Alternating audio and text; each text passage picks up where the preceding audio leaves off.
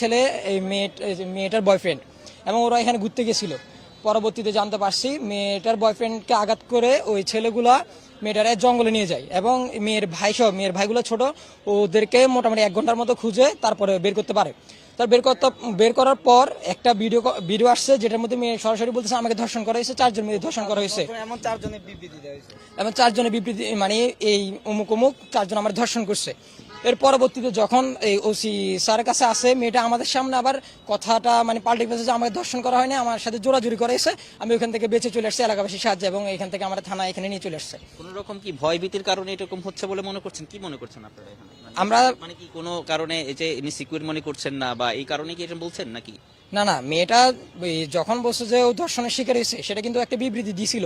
পরবর্তীতে এখানে যখন পরিবর্তন হয়েছে, আমরা জিজ্ঞেস করছি ওর কথা কেন পরিবর্তন হলো, তখন ওসি স্যার জানিয়েছে যে ওরে এই মেয়েটার মেডিকেল রিপোর্টের জন্য দেওয়া হয়েছে, যদি সত্যিকার ধর্ষণ হয় তাহলে আইনগত ব্যবস্থা সেই অনুযায়ী হবে, আর যদি ধর্ষণের শিকার না হয়, মেয়েটা কেন আগে এক বিবৃতি দিয়েছে পরে বিবৃতি দিয়েছে, সেটা তদন্ত সাপেক্ষে বের করা হবে। তারা স্থানীয়, যে ঘটনা ঘটেছে স্থানীয়, মেয়েটাও স্থানীয়, মেয়েটা ক্লাস 9-এ পড়ে। এখানে ঘটনা স্থানীয়, কিন্তু তার প্রেমিকের বন্ধু বলে জানা যায়।